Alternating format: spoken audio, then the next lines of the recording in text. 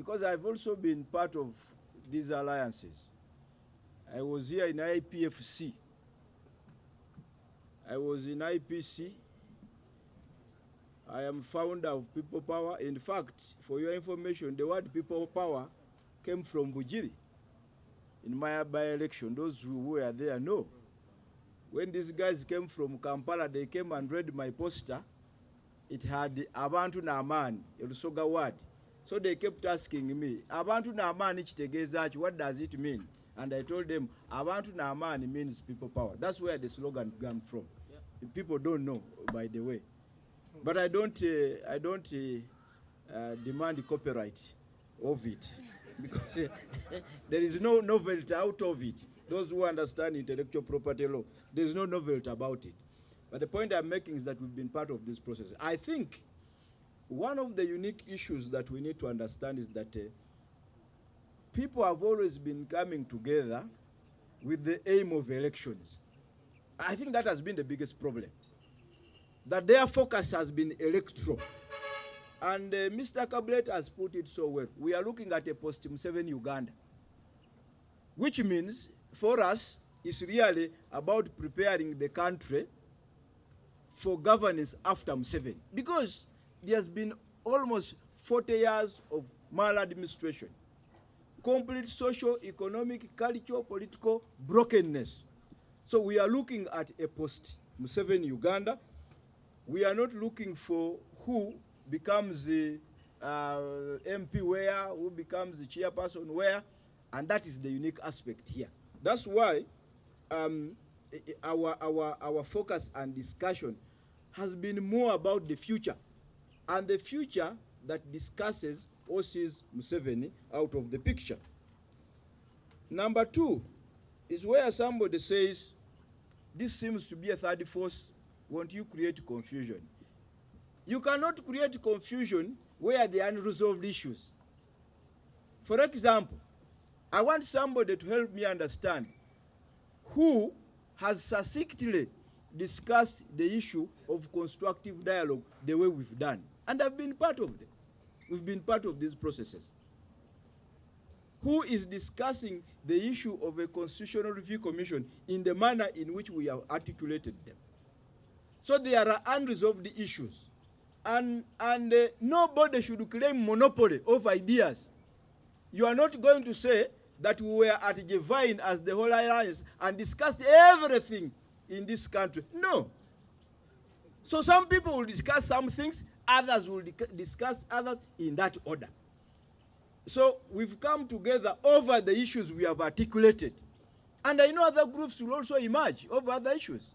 So the point is, the issues we are talking about, are they resolved or not? If they are unresolved, is there a need to dialogue about them? Before really we begin thinking about creating confusion. Nobody is going to create confusion over a problem. We live in a country, the economy is bad, the land issues that are being asked. And we need to contend with these issues. So I think that should really not be a critical issue. Is this dialogue about sharing power? I think we articulated it. This is a dialogue about post-Museveni. A dialogue about post-Museveni. How do we want, for example, governance issues to be beyond Museveni? How do we want land issues to be beyond Museveni? So it's not a dialogue of saying let's sit together and share power. No, it's actually far from it. Although the word dialogue sometimes in its simplistic nature may be construed in that perspective. The idea of the frustrations in Parliament. And that's why we are saying this discussion should really go beyond the Parliament. This should be a discussion taken to the people, owned, managed, and shaped by the people. Because as Parliament, we have own limitations. The limitations are enormous. If you bring a matter and the SEC decides or the NRM caucus decides, it will definitely fail. But if a matter is really people-centered, if a matter is generated by the people, no amount of caucusing will stop that idea from finding its way. That's why we are talking about a constructive dialogue. Because in a constructive dialogue, you are going to see beyond your parties or beyond where you come from. So I understand the frustrations, the position, and even then, even if there are frustrations, they will never stop us from demanding for what is right. It is like saying that because Satan has been here since God created the world, we should stop going to church or the mosque. It cannot happen. We must continue praying and fighting Satan. Otherwise, we would have given up a long time ago. These frustrations should not in any way stop us from making demands in our country. Ekimu ku bigendererwa byaffe kyali kya kusobozesa bannayuganda buli omu kukuŋŋaanira mu kibiina kye yeeyagaliramu. Kuba mujjukire nti ebiseera ebyo wano waliwo etteeka baali baliyita The Movement Act. Etteeka eryo lyali ligamba nti buli munnayuganda ng'aweza emyaka 18 yali wa movement. Ne Kony eyalwanyisa Museveni ebiseera ebyo naye yali wa movement. Ne tulwana ne twejja mu nkola ey'omugendo oba movement. Ne tudda mu nkola ey'ebibiina ebingi. Kakati we twogerera buli munnayuganda wa ddembe okubeera mu kibiina ky'ayagala. Era ebibiina ebyo biina ebibyawula ku bibiina, buli kibiina kirina ekikyawula ku kibiina ekirala. Naye ate bwe tusalawo okubeera mu bibiina ebyaffe, tuyina ate ensonga ezitugatta. Wayinza okubeerawo ebibiina 2, 3, 4 nga birina ensonga ezibagatta. Kyova olaba olwaleero ffe ebibiina ebiri wano ne bannabyabufuzi abali wano waliwo ensonga zetunokoddeyo nga zitugatta, ze twagala okutambuza tuguze bannayuganda olw'obulungi bw'eggwanga, era nga tulowooza nti tugenda kuzitambuliza mu nteekateeka oba mu mugendo gwe tuyise the Whole Alliance. Ensonga ezo tuzanjudde. Twagala wabeerewo enteesaganya ey'omuggundu kye bayita constructive dialogue. Naye nga tebeerawo bubeezi ng'ezibadde zibeerawo nga bw'olaba ebibadde mu iPod obanga bye tubaddemu mu nteekateeka. Twagala wabeerewo etteeka ddamba nga lirambika enteesaganya zigenda kubeera zitya. Nga ne bye tukkaanyizaako mu nteesaganya ebyo nabyo bifuuka mateeka. Era nga bwe wabeerawo abatabigenderako bavunaanwa. Twagala bannayuganda baweebwe omukisa okuleeta ebirowoozo mu ngeri ki eggwanga lyabwe bigenda okufugibwamu. Era nga twagala wateekebweho akakiiko ak'amangu ate mu bwangu akawa bannayuganda okuwa ebirowoozo byabwe ku ssemateeka gye baagala, kye bayita Constitutional Review Commission. Twagala kitambuza na kukiguza bannaffe. Bwe twogerera kati ssemateeka eri mu kutaganjulwa, era paalamenti eri mu kuteesa ku tteeka lijjawo bitongole bya gavumenti. Naye ate tulowooza nti ekyo tekyandibadde priority. Twandibadde tutunulira ssemateeka yonna n'ensonga bannayuganda ze baagala zibeeremu. Wano tuzinokoddeyo ebyenfuna, ensonga ya federo, ensonga y'ebyokulonda n'ebifaanagana ng'ebyo. So tulowooza nti ekyo kiteekeddwa okukolebwa. Kakati tuli mu kwogera ku kye bayita transition oba enkyukakyuka. Naye agamu ku mannya agawulirwako mu transition eno mannya ga muntu ali mu magye atakkirizibwa na kubeera mu byabufuzi. Lwaki ekyo weekiri? Weekiri olw'ensonga nti n'amateeka gennyini agalambika kye bayita political transition oba enkyukakyuka si malambuufu bulungi. So twagala n'enkyukakyuka oba political transition ekolebwe mu mateeka amalambulukufu. Wano tewanabeerawo mbeera eraga nti akalulu kabaddewo, pulezidenti abaddeko awanguddwa, tusuubira omulala ajje, wakati awo ki ekibeerawo. Ebyo byonna tuteekeddwa okubyogerako n'okubikkaanyaako. N'olwekyo enteekateeka eno oba okubeera kwaffe wano mu nkola eya the Whole Alliance eriwo okutunuulira ku Uganda nga Museveni agenze. Tubadde nga n'obuzibu nti buli bannabyabufuzi bwe bajja awamu bo baba balowooza ku kalulu akajja. Era olw'okuba baba balowooza ku kalulu akajja ng'ebibuuzo bitandika kubuuzibwa, ani agenda okubeera single presidential candidate, ani agenda mu kifo gundi, ani agenda mu kifo gundi, nakyo ne kibatawaanya.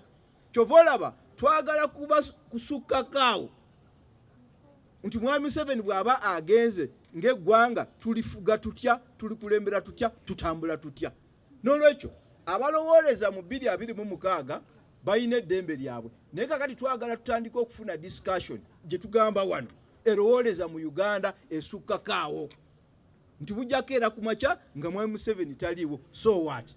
N'ensonga ezo zonna ze tubadde twogerako.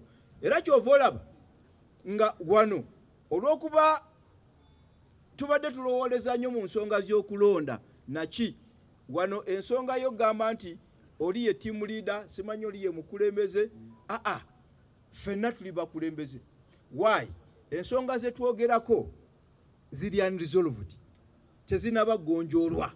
Ate weziri ebbanga lye tulimalanga ensonga weziri tuteekwa kuzoogerako, tuteekwa ziremerako, tuteekwa zikubaganyako birowoozo.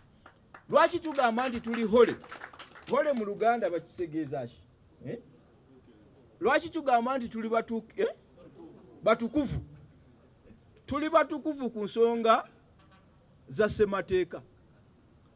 Twagala kubeera abatukuvu ku nsonga ya federo, ku nsonga y'ettaka, ku nsonga y'ebyenfuna n'ebifaanana bwe bityo. Kitegeera? N'olwekyo ekyo nakyo kyetaaga kitegeerekeke. Mwami Kabuleta abadde atugamba nti tulina ebitabo bibiri, tulina Korani ne Bible, naye byonna babiyita hole. The Holy Quran, the Holy Bible. Okitegeera? Naye tekitegeeza nti ono noono tebayina gwe batakwataganira. Bayina ebibagatta, bayina ebibaawula. Ebitugatta byebyo bye tunyonyoddeko. Ate bye tulowooza nti bannayuganda abalala tebabitaddeeko nnyo sira. Kyovola abaffe twagala biteekako sira kibeere ekinyusi kyaffe nga tutambula. Era mu nteekateeka eyo twagala buli munnayuganda aweebwe space. Sitwagala muntu yenna alekebwe bweru. Twagala ababodaboda program bagibeeremu, bamakanika bagibeeremu, banaddiini bagibeeremu, bannamawulire bagibeeremu, bannabyabufuzi babigeremu. Buli munnayuganda yeerabe mu kifaananyi nti eggwanga lyalimu ayina muse oba ayina musite. Enyinza okukaatirizaamu kali kamu nti newandibadde tuyogedde ku unresolved issues ez'eggwanga lyonna nga neya federo mwekola ki mweri n'obuyinza eri abantu n'ebitundu ebyakola Uganda nga mwebiri n'ebirala byonna bitwogeddeko. Waliwo ne unresolved issues mu magye agalwana okunonola eggwanga lino kwabo abaali wamba. Nkidemu waliwo unresolved issues. John Kennedy Lukyamuzi abuuseeko katono n'agendayo watayagala nnyo okubeera confrontation n'omuntu yenna naye ababuulidde wababuuliridde. Waliwo unresolved issues. Eno mu balwanyi twasooka kuba ne unresolved issue okututeekako okututuuzaako kibayita monolithic system netutuulako ne tubeera mu individual meritism nga temusobola kwetunga wamu. Netwali ne bamukulu John Kennedy Lukyamuzi ne tuleeta endowooza eyagambanga netugamba kale oba batuganye okubeera n'ebibiina batuganye okubeera muno gye muyitanga ow'endowooza. Olwaleero waliwo abadde babuuza temumulabikanga Kabuleta bwansanga mpita wandowooza. Munahola alliance ogamba ki? Ekyo tukikoyininze kituyamba okutuzanga buli kaseera ku kituufu nti wabaawo ebintu bye tukola mu kwagala obutakola butuufu kituyambe ffe ng'abaki ng'abantu. Mukoze olugoba oluteebi gye bayita front naye ate munda ogamba nti singa Kabuleta oyo omunyigiriza nadda wansi. Era mwe muva ebibuuzo ebyo ebyamangu ani akulembedde, ani akoze bwati, ani akoze bwati. Kubanga tulina endowooza y'okuzimba cult. Cult kizibu kya ggwanga lino kinene naye mu opposition kizibu. Yewaje talabwa mukamwa Mukaaku tayogerwako tabuuzibwa takola bwati. Abali wano tulowooza that is an unresolved issue mu lutalo lw'okununula eggwanga lino. Tewali kuzimba bukatonda butono mu ffe. That is an unresolved issue. Another unresolved issue yali wano twalina kye twayitanga interparty rivalry. Amangu ago lutuula nga Asuman yatandika kulowooza bifo bimeka lwaki byonna sinze mbifuna ebyabwa MP ebyobwa kansala. That is stupid. Naye mutumanyi waliwo eyabuuziza omukyala nti gye mubadde obuwanguzi nabo tufunye gye tubadde ani yali amanyi nti Asuman Basalirwa owa Jema ekibiina ekirina size bwetyo yali asobola okuwangula ebugiri nga bamuwagidde ba DP ba FDC n'abalala naye nga waliwo abagamba nti wano twagalawo ekibiina kimu kyokka. Simanyi kitegerekese bulungi. Mu kutunga opposition okujja tuteekwa okuwa buli muntu ekifo ekimugwanidde ku lwa bulungi bw'Abannayuganda n'okuteesa kw'ebyo ebinatutwala mu maaso ng'eggwanga ate ffenna ng'abanyigiriziddwa okumala ebbanga. Ffenna tugasibwe ate kivuiremu n'abaana baffe eddembe n'okweyagalira mu ggwanga lino. Waliwo unresolved issue eya intra-party terrorism. Njitana terrorism. Intra-party terrorism. Tera ya kugaba kaadi oba kujimma. Olina abeera oyo anyogeddeko tajja kufuna kaadi. Oyo abuuza ebibuuzo bingi tajja kufuna kaadi. Ennaku zino mpulira terrorism ejeyo mwene aremu mpitirivu. Kati mene piraawo naye azze naye atandise kugenda mu eyo. Oleeka okusaba mwenda oba ani akutuusa ew'abalangira. Eyo tetusobola gigumiikiriza ne mu opposition. Olinga looza twaddeko okubaawo babulooka b'amatikiti. Omuntu ateekwa okuba nga bwe tuba tukola wano buli omu asaanira ekifo kyakola ki kyagendamu. Asaanira obwakomanda bwagenda okukola ki okufuna. Bwe tunatuuka ekiseera nga tugambe nti elections kakati tusobola ozigendamu era ojja kulaba asaanidde okubeera ekyo ng'era naffe ffenna tumuteekako ki etoffaali ate nga tumuyise Katonda. Simanyi tuwulirira bulungi. Eyo y'enjawulo yaffe n'abalala. Endala y'ensonga ya leadership failure. Yensonga ya accountability and trust gap. Neno mu opposition yensonga oba deficit. Yensonga bwe tulina okukwata mu occupational hazards zaabo abatugira twagala tutese ffenna tumanye bwe tugenda. So accountability deficit kitegeeza bw'obeera owa Jema era mwami Jema njagala nkwebaze wano mu bonna kubanga ebibiina ebimu kubiri wano gwe mufuna sente. Naye bwe tubadde tugenda nga ba PFT ku Jema ku milioni 10 ze bafuna eza mwami Basalirwa n'ateekawo tent, Basalirwa n'ateekawo ekyokulya, Basalirwa n'alabirya abaana mawulire. Thank you very much. Ekyo tekitegeeza butaba na accountability deficit. Tulina resources ntono. Abasajja baagenda ne babba bank ne batwala emmwanyi. Naye mu kiseera ekyo okubanya olw'okuba baali serious ku buyinza bwe baali bagendamu baagezako ne ze babbye bwe togenda bwe baba bakutumye okubba gwe n'oba nga gozi tuteweka. Ennaku zino ebintu byakyuse n'eno mu opposition. Ffe tugamba n'ekyo nakyo kiteekwa okutereera. Resources ze tufuna zibeere za revolution. Abantu basobole okuzimba amaanyi ge bayita people power agava ewa Basalirwa agajjawo embeera ge tuyita 3 phase. Obategerekese bulungi kubanga tulabye wano abamu nga temunaba bitegeera bulungi. Naye whole alliance is about that. We must be holy to our promises, holy to the resources that tulina okununula eggwanga, holy to trust getulina, holy mu ntambuza zaffe ez'omulimu gw'opposition, holy ne bwe tugamba removing a dictator tuteekwa okubeera holy to that removing a dictator. Oba ntegerekese bulungi? Mwebale nnyo mwebalire ddala. Awo oluusi wajja okubeera confrontation. Tukugamba ssebo bali abaagenda mu nsiko bagendayo nga baagala buli Munnayuganda. Naye bakugambanga nti kyokoze kiri subvertive ku revolution. Nga bagamba nti tulina maanyi ffe kumbi yo yiyo. Mukyabajjukira abo? Enkumbi yo eriwa? Futi 2 awo. Tuulamu tulaba kati ojaamu. The rest was history. Mukyakijjukira? That's why bakozesa obukugu ffe twagala kukola bwetu. Naye nkugamba sometimes even to yourself oteekwa okwekuba mu torch ebintu mbikola bulungi oba sibikola buki. You must not pervert the revolution. You must not pervert the dialogue. Eno dialogue gyetwogererako. You must not let down abantu. Toteekwa kuyiwa revolution. Toteekwa kubayisaawo, kubasiba bula oba kubatimba bula. Ennaku zino waliwo ennyimba ezimu era zirimu ebigambo bwe biti. Oteekwa okukola ebintu by'ogamba ne bwe mba nkomyawo abalala bajja kukola ki? Bajja kumaliriza. Omukulu Jabudde abagamba tewali mukulembeze wano kubanga tumanyi olutalo lwa bonna naye bwe tuluzimba obulungi tujja kuluggusa. Mwebale nnyo mwebale ddala. Gwe omulamwa omugazi era byebyo ebigendererwa ebigazi bye tutunuulidde. Tubaddeyo nnyo naye nga tukyaliyo ng'ani akukuwa omuzinda atukiretinga federo bonna bakulaba ng'omulabe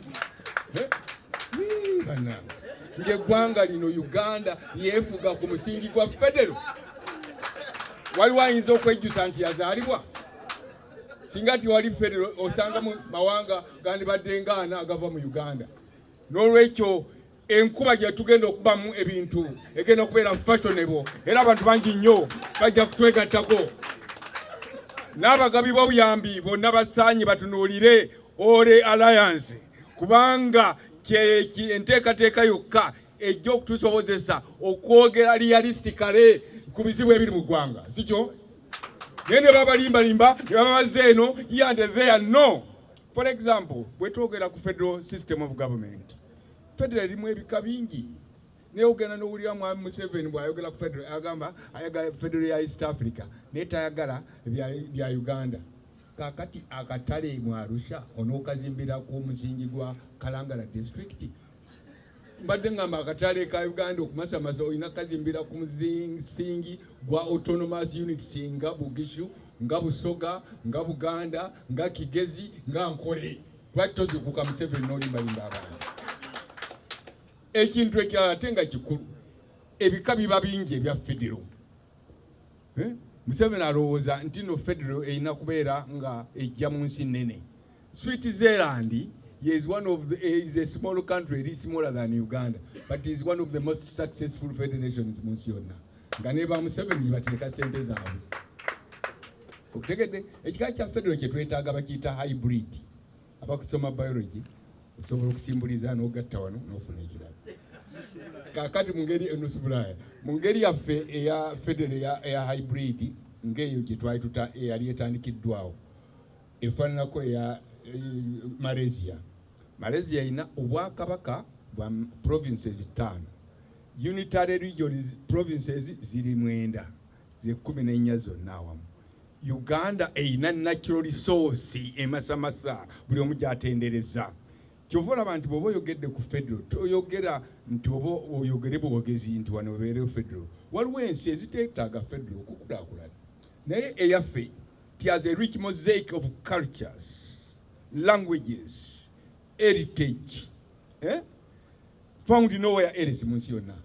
Kakati abazungu bo bennyini bwe basalirawo ne bagamba nti Buganda totuddukako, mukole Uganda eyawamu naye mukole Uganda eyawamu ku nsingi gwa federo. N'omutono aganyulwa mu federation, n'omunene aganyulwa, ate mwenna temuyinza kubeera ku saizi y'emu, sikyo? Ffe aba Buganda tusobola okukozesa bakisimba n'esindogoma, buli muntu yenna naddukira wano okulaba amakula aga bakisimba dance. Okutegedde? Ate ekitundu ekirala nga mu Ankole buli omu n'ayagala atuuke alabe ebika by'ente amakula. Kati nga ekkolero ly'engatto singa lyaluma dda mu mbalala ng'engatto ze tutunda ebweru it is an export earning. Eyo Museveni, President Museveni tayagala bitunulamu wabula kulimbalimba abantu n'abeetoolooza wano na wali. Mr. Museveni tumutegeeza tetwandyagadde kuddayo kuwulira nti amagye gawambye Uganda ate gasobola okuwamba. Kakati balina ssente, tubawa amagezi batwekwate tubenga tukola proposals collectively to redeem this country from the shackles of domination. Ekyo nga kitadde wabbali bannyabo ne basebo, ekirala kye twagadde kaatiriza okujja awamu nga ekitundu kyaffe kye tuyise Ore Alliance.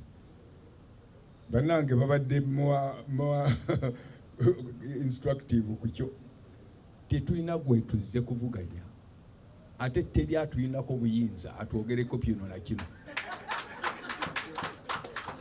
Tuzze tutunuulira ebintu ne tutunuulira tugenza okulaba nga ffe kye twetaaga tukikyeyalinga ne bannaffe ab'ebibiina ebirala. Tusirisinga bisirisinga bumbuzi. Mwe mugenda mu maaso waapi omusajja dictator abatwala omnipotently ne musirika obusirisi. Tuvuddeyo ate ng'okuvaayo kwaffe ku exercisinga kye bayita freedom of association. Era tugenda kubeera ffe friendly. Nga mukulu Kabuleta bwayogere nagane yes tuli friendly naye you can be tough. Omalaga twogerako bala tusobola okwambalira kuba n'okwambalira it is our right mu international law. Langi friend wange akimanyi bulungi nti no singa olumbibwa I think article 550 something You have a right to reciprocate. Kati atulumba amala okwebendegera. Naye ate lwaki oba otulumba tukwasize wamu era kankitangaazi singa tutambula obulungi bannaffe nabo ne balaba omulama gwe tuliko tusobola gye bujja bwe tuba tusize okulonda nga kyetaagisa okusibira ku muntu omu ffenna unit singa 3 oba 2 nezimatira nti oyo yasaanidde kati lwaki batuleeta ku balabala. Lwekyo bannaffe tubasaba mubeere ne disipulini twongerera okutegeeragana. Tuteekateeka n'okusawo semina ey'amaanyi tugyogeddeko wano ne mukulu Kabuleta. Semina eyo bwe tunaba tugitegese nabo tujja bayita abaagala okujja babeeko kibookera balabe fashoni y'okudiringa n'ebintu scientifically. Mwenga ab'amawulire tubasaba tubeetondedde kyemufunye si kyekyo kyemwandibadde musuubira oba oli awo okuba opateeka ku notisi nti bannange naye mutuyambe buli lwe tulaba nga ab'amawulire babayigganya ggwanga kyeri erina amagye ne poliisi eriyigganya ab'amawulire nga basaculatinga amawulire agayamba gavumenti okubeerawo.